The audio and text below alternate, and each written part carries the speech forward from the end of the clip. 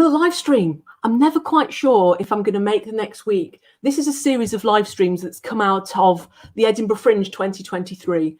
As part of Edinburgh 2023, I put forward a proposal to create a virtual and digital venue, and the Can't Be There Be Here podcast was all part of that. And I wanted to carry it on. So hence it's now called Beyond the Fringe. And I'm just wanting to bring into the stream and bring into my consciousness where all these different people in the world that I inhabit are and what they're doing. And this week I have got Mary Roscoe. Mary Roscoe is with me on the SafetyCurtain charity that I've become involved with since 2019. And I've been dying to find out a little bit more than just what we talk about in the minutiae of meetings. So I'm going to bring onto screen now and welcome and say hello to Mary. Hi. Hello, Mary. Hello. Nice to see you, even if you're really on. So thank you for joining me. So yeah, just bring into context the you. Who is Mary Roscoe and why are you here? I was only asking myself that 5 minutes ago. Well, Caron, I'm an actress, a professional actress, and I have been for many years. And I'm fortunate to still love what I do and still keep working.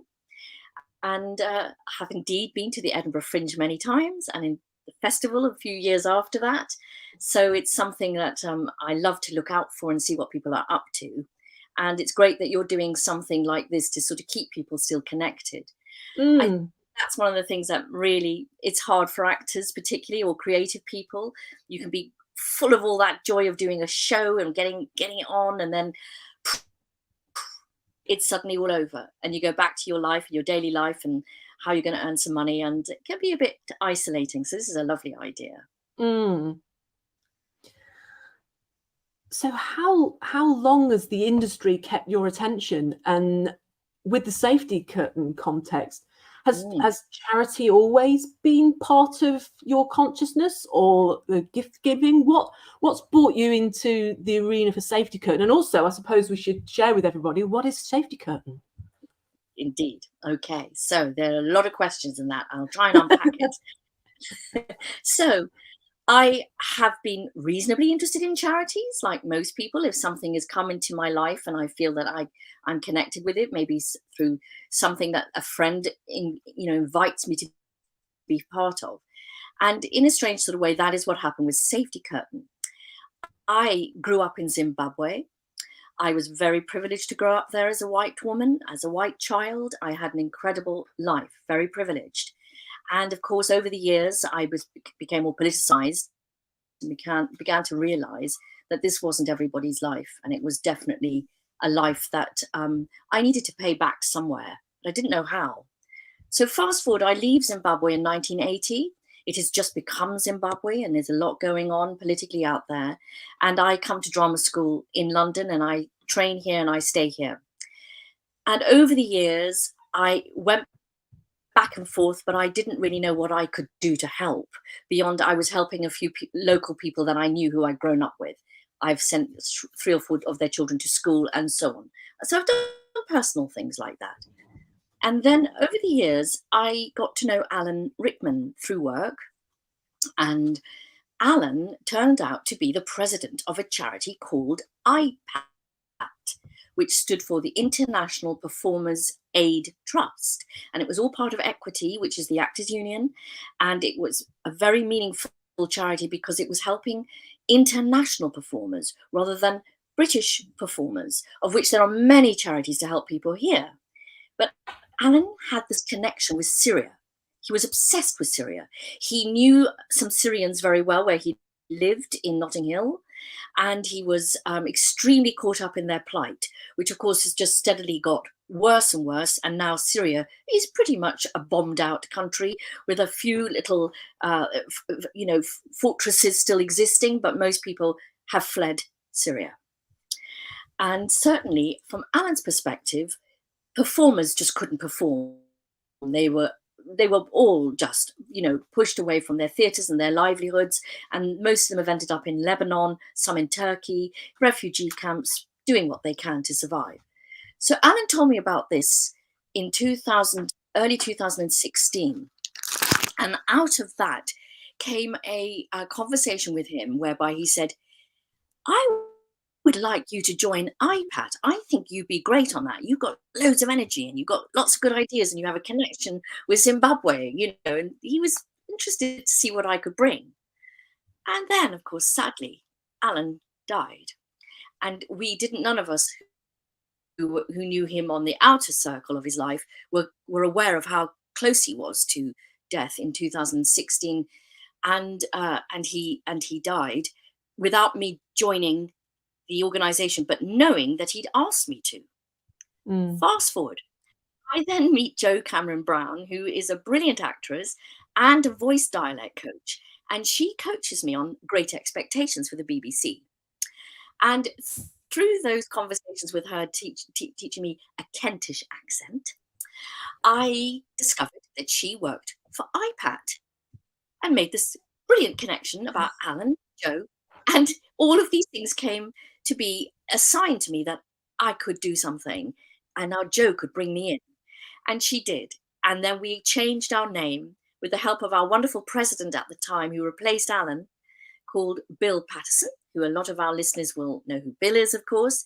And Bill came up with the idea of calling us SafetyCurtain, because no one remembered iPad and found it difficult to. And sometimes people would say, oh, is it about AIDS? You said AIDS trust. You go, no, it's not AIDS necessarily. I mean, that might be in the medical equation of it, but it's not.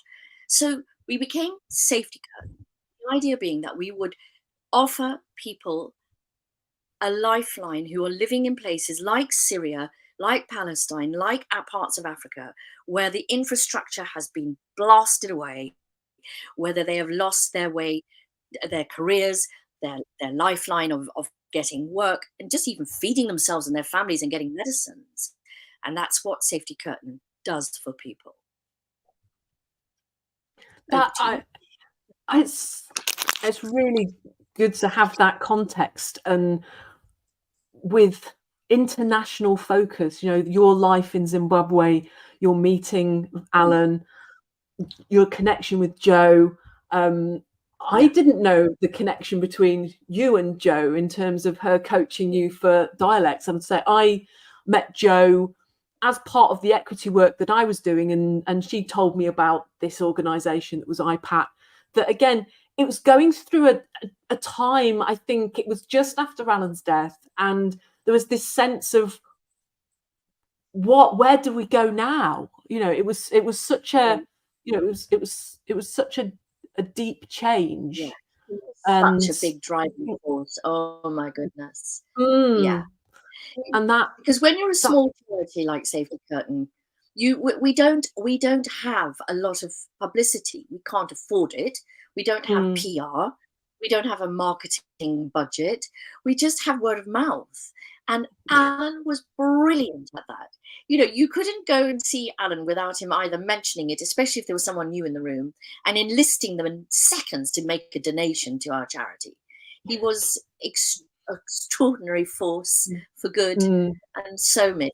So, well, hopefully, we're trying to carry on in his, in his shadow in some ways, but to be as dedicated and committed as he was. And you've taken on kind of that fundraising role. Where do you have some fundraising genes in your current history, or why have you ended up with the fundraising hat?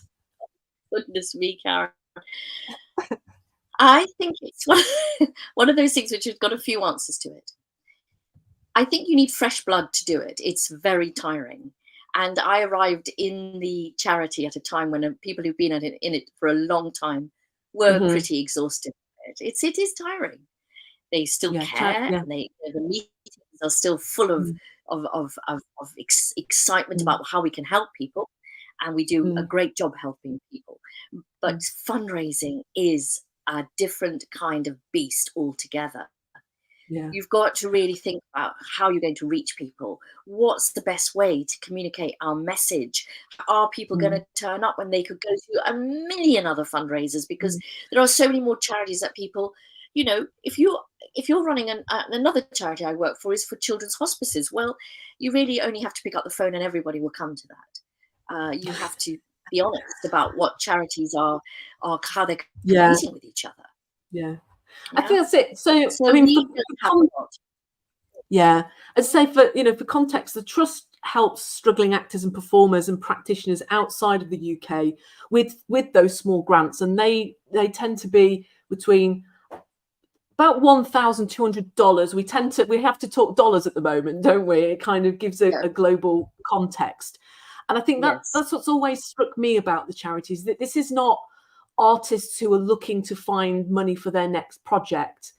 This is about artists trying to find ways to sustain their lifestyle, eat, feed, and clothe themselves, and often how their medical conditions. I've actually been quite humbled by the health challenges that a lot of people have in these countries, where there's either the climate, or there's political unrest, or they're caught in the middle of a war zone, or they are in countries that are rising up through the economy. We're very privileged to be first world countries, and we talk about second, but these are third world countries that have their own economy and they have their own culture. But to be able to take stories to their communities and to entertain or to inform and educate, you need to be able to sustain yourself. And the fact that SafetyCurtain offers that small window is amazing, and with not a lot of money in the bank. And I think we always have people who apply for grants. We do, every single trustee meeting we'll have people who already have who are beneficiaries and are asking us to top those up and to continue. And we also have a swathe of 3 or 4 always who come in asking for more money. And in honesty, we don't really want loads more people asking us, because we already are thinking, can we give this to that person? Can we give them $200 less so we can give someone else $500? And so we're kind of on that poverty line ourselves. So being able to look, and I think this is why I was keen for us to have a conversation, is the notion of charity sustainability, that fundraising is really important to bring money into our coffers so that we can look at going, we've got these 4, we can fund these 4, rather than at the moment we're looking at, how do we bring that in? So just to give people a little bit of context, really, of when we talk about small grants, we are talking about artists that ask for $1,000 for a 3-month period. We do, is it every quarter, isn't it, that we meet trustees It's every meetings? quarter, that's right. Yeah. But I want to share this with you, Caron, as you're one of the trustees, and it's lovely having you there, because you bring this other element to us, which is, you understand the technical side of things. You have done a really good job with a website, considering we've got no money to throw at it, and you've really looked at how we can be connected socially, and you're great with all things to do with buttons and electricity, which none of us are very good at. But I just want to say something that happened since I last saw you, which is that out of the blue, we got a message from a young woman who has a theatre company, which she showcases new writing, and her company is called Izzy Paris Productions. And she said, oh, I'm going to have a showcase of work in London in a few months' time, and I'd like to have you as my charity of the moment. Sort of, I've chosen you to be the charity we as a little company will support. And I thought, really? But you're not going to make any money. How you've got to pay yourselves, But anyway, I thought, well, it's lovely publicity for us, even if we don't get anything out of it. So I went along to see this evening. It was absolutely brilliant. It was in Kentish Town. If anyone here is listening, is living in London, it's in North London, and a lovely old theatre pub called the Lion and the Unicorn. And I went along with our secretary, Maria, and we watched the most phenomenal performance that night, after which SafetyCurtain's a QR code came up and people could go onto it and see who we were. And it turned out on that night, even with people only paying £10 to go and see it, she raised for us £110 after all her expenses. Now, it's not a lot of money, but the point is that she did it. And anyone listening now, if that's something you could do for us, like you could just put a bucket at the door, or you could put a little thing in your program with our, safety curtain link, which you can flash up, Caron, at some point, I guess, or we can say it. I just think I will be it's putting all of that in the show notes. lovely. Yeah. Because it's just everything like this just helps. It just made us feel so happy that someone had thought about us in Britain who wasn't one of the trustees. It was like a blind date. It was great. Do you know how they found out about SafetyCurtain? Yes, it was my first question to her. She rang Equity. She rang Equity and she said, I want to find out a little charity or anybody you think I could help. And very kindly, Equity put us forward. I guess we are the charitable fundraising arm of the face of Equity. They also have the international charity for, ICAF, which is, again, we have sort of sprung out of. But they're not the charitable arm. They're more like a campaigning and activist arm, aren't they? Yeah. Because we do say the history of, say, SafetyCurtain and IPAT, I think goes back to 1999, doesn't it? And it does. That was when it first all began, and that's all nicely put on our website. There's a lovely story about how it all came out, and I think that in those days there were countries like Chile who we were really involved with, and I think we've been involved with historically with some Venezuelan musicians. There was quite a lot going on in that part of the world with Pinochet and ghastliness happening on that side of the world. And then it sort of shifted to Africa. And now, of course, it's very much in the Middle East with Syria and Palestine. And we've got some wonderful beneficiaries that we help in all those places as much as we can. Yeah. And there's been the Eastern European countries as well, isn't there? We've had beneficiaries in Poland, and there was Chechnya, and so there's and of course Ukraine. So it was quite hard with Ukraine first. Yeah. Because what happened with Ukraine is we couldn't find the people. We knew they were there, and they had fled, and they were really scared to reveal themselves. Some of them were in Belarus. Quite a few still are. A lot of them made their way to London. So we went to support them when we could. At the Young Vic had a place for a lot of Ukrainians in exile and Belarusians in exile. But the thing is, you've got to get money to these people through a safe channel.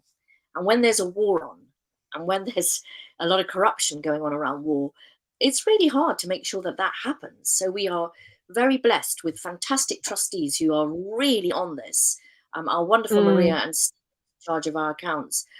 They're really good at finding out the ways to get money to countries that have got sanctions. I mean, Chile is back in with us now because they had a beautiful puppet theatre in the main city, and then the massive storm they had a few months ago just wiped out the whole theatre, from what we can gather. They lost all their props. They lost, 25 years worth of beautiful of puppetry, which this stuff is precious. It's hard to come by. It's hard to get the resources to make it. So we have gone back to Chile now to help them, but we've had to do it by different ways, which I'm not going to go into, because there are sanctions. There's it kind of a lot of the early stories, the inception of IPAT and what became SafetyCurtain, having that roots in Chile, and that now one of our trustees, Peter, is performing and has let's performed talk about over Peter. the years. When I've been going because through Peter's one of legacy, the oldest trustees, and I mean that in the nicest sense. When I've seen shows that have been done in the past,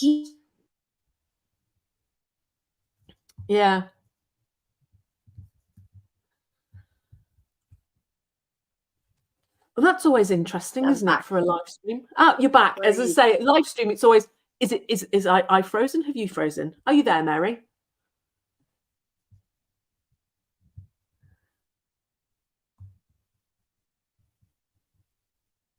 The joy of live, the joy of live.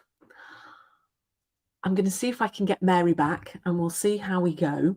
So let's, I will put things in the show notes if this doesn't come back, but I am just going to do a refresh on my system just to see if I can bring things back into live.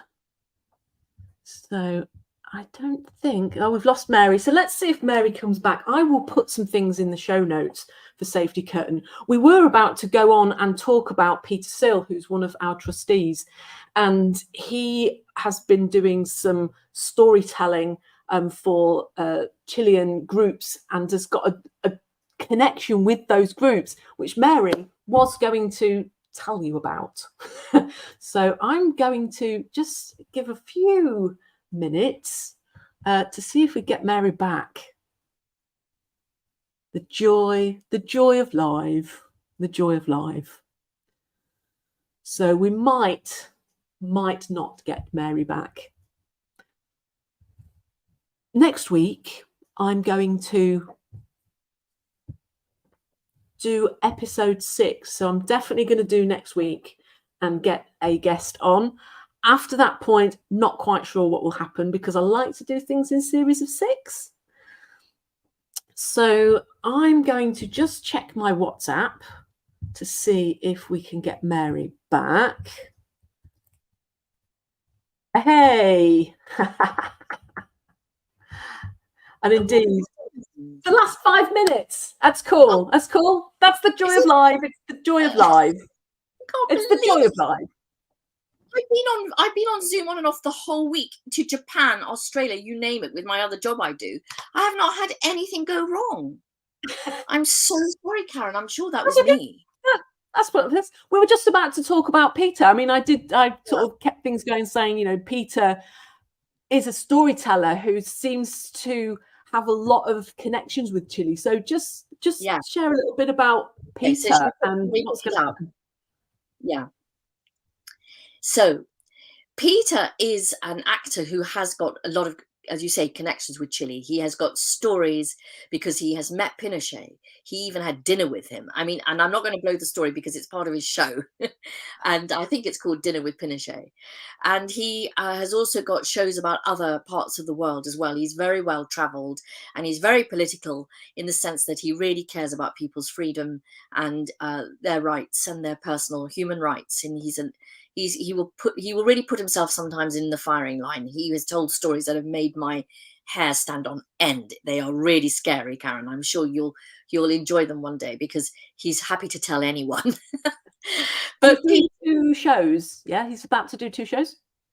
Yes, he's got 2 different shows, but the one that I think that will be interesting to our listeners is the one about Chile and about Pinochet and how he met him. And that is going to be a show that we're going to do as a fundraiser for Safety Curtain, probably early November. So it would be very nice to be able to somehow let people know via your lovely connections, Caron, and however we do it. We do it here again, or whether you post it in some sort of chat room or maybe just on Twitter. However, well, it's not called Twitter anymore, but you know what I mean. Something like Twitter. We'll get it to people so that hopefully we've piqued people's interest today, and if they want to come and see something that we're doing to raise money for these incredibly difficult cases where nobody cares about them, really, Caron, they don't, because there's so many more charities that are taking away people's interest, rightly or whatever.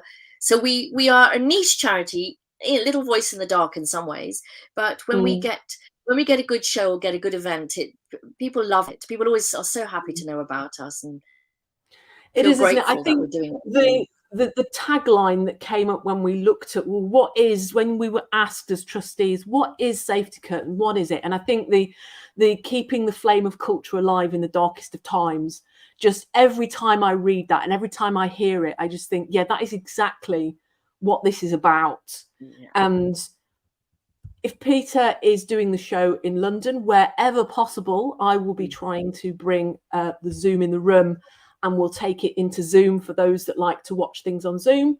And the likelihood is that I will be taking it into screen in Siberia. So we'll have the Siberia community. And let's see if we can bring some money. Yeah, I think, and it's just been so nice to talk to you, Mary, about where it all comes from. And I'm putting Alan as well back in the heart of Safety Curtain, because I came along at a point where he was years story down the line, and it was still trying to recover. And then we've now got the world carries on, and we need to be supporting those artists. And as I say, SafetyCurtain is an international lifeline for performers at risk across a very dangerous world. And I think SafetyCurtain have got the right message. What we now to do as campaigners and trustees and fundraisers is try and bring some pennies in so we can send that money out to the people that need it. And you know, Caron, I've had some great luck in my life, and most recently I've been in Ted Lasso, for those people who got Apple TV and like that kind of comedy. And Ted is all about kindness and being in tune with people, whatever their story. And it has allowed me to meet people from all over the world. And I feel, however, that SafetyCurtain is sort of one of the best things I've ever done in my life. Even though people go, "Oh, you're in Ted Lasso," I think, yeah, but I'm in SafetyCurtain as well. Thank you so much, Mary. That's just been amazing. I'll see you when I see you. Okay. I'll just bring this to a close, everybody. You stay there, and we'll just let everybody go back to the world.